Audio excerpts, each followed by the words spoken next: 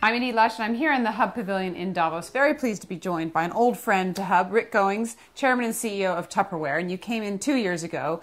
You're coming back now. It's a very different scene to where we were 2 years ago. We've got the Occupy protesters down the road. Although I spoke to somebody actually who said they've always been here, they've just been rebranded. But we've got a lot of concern about gloom and doom in the world, perhaps more distrust of corporations than there was a couple of years ago. Tell me what you're sensing about Davos this year. Well, one of the things I'm so happy to see this year is a matching between what's going on and the forces that we're dealing with in the world and the conversations here at Davos, because at times there's been a huge disconnect. Yeah, and so many of the sessions I've been involved in, we've been talking on one side, this whole disparity of income, the 99-1, the Occupy, and that you can't throw the baby out with the bathwater with regard to capitalism, because then we have Angela Merkel give her presentation here that she's talking austerity, so that they're trying to make the European socialist model work. So I'm starting to sense there is a real recognition that we've got to come forward with a new model. Socialism doesn't work. Pure greed capitalism, particularly the way it's structured with many of the hedge funds, is causing outrage in the world. So I'm seeing that on one side, but I'm in discussions with very senior people can affect change who are talking about, I want to go back and figure out what to do. And actually we're doing flip charts of what can we go back and do. Are there things in your company that you're kind of rewriting, that you're thinking about redoing as a result of these conversations? Well, you know, it's interesting. Fred Smith once said, the way to look smart is find a good parade and get in front of it. I just happen to be beneficiary. I've been CEO here 19 years.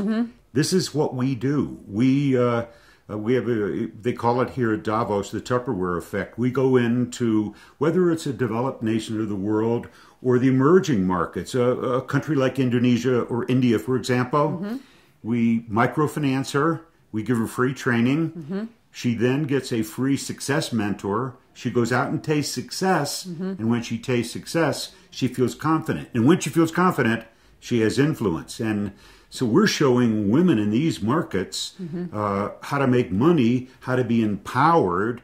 And you want to talk about repressive environments with regard to her and men. When she starts making the money, she has rights. She doesn't have to stay in that relationship. And he starts to treat her better. So that's one of the aspects that we've been talking with other companies on how they ought to think about doing some of that.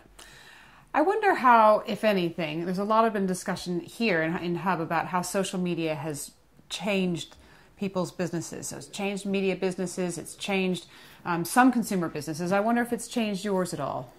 Well, yes, and well, I would say that Tupperware owns 9 other direct sales companies. We were the original social network, and there's a Tupperware party starting every 1.7 seconds in the world, and we have 2.8 million women. They are still, women are looking to connect, but with the new technology in social media, there's an old saying, sunlight's the best disinfectant. That's what happened in Egypt. It is helping women, particularly who were, I remember when I lived in Germany, it was before the wall came down, and I lived in Hong Kong before '94, and what really pushed the walls down in both places was communications, that on the other side, they saw how life was. We're using it now just to help our, get the word out more, that she can have more, do more, be more, and it's making our businesses more effective. Do you have a lot of operations in the Middle East, and do you find that that's a little bit of a different thing when it comes to women, empowering women? Does that have its own difficulties? It does, and it is interesting because so much of the conversation, it's hard to have a conversation about the Middle East without talking about the Islamic religion. And I have a very different point of view. I was in Iraq this past year. As a matter of fact, we just brought back, and we did it with State Department, the first Iraqi professor who is now going to be trained, we're paying for it, in the U.S. to go back and train women as entrepreneurs. But here's the differentiation. The kind of Islam you'll see often, at its very worst in the Middle East, is a kind of a Bedouin culture. I mean, the most machismo. But you go to our market of Indonesia, which is the largest Muslim population in the world. We have 130,000 women there. There's a warmth to it. It's a Bahasa culture.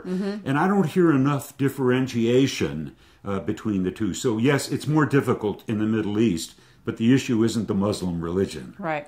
Thank you so much for stopping into the Hub Pavilion here in Davos. I really appreciate it. Thank you very much, and I'm Edie Lush.